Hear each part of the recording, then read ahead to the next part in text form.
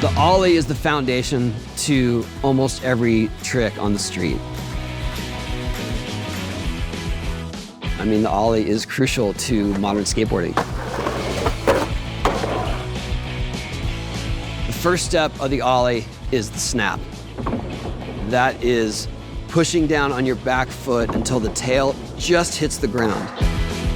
My best advice is to put your foot all the way on the edge of the tail. You're actually rocking on where it lifts up. Give it just enough pressure so that the board taps the ground, and that sends your board straight up. As that's happening, you take your front foot and slide it forward in order to level out your board and bring it up to your back foot. Your legs will be bent, and then you gradually straighten your legs to keep that friction on your board and your feet until you land on the ground.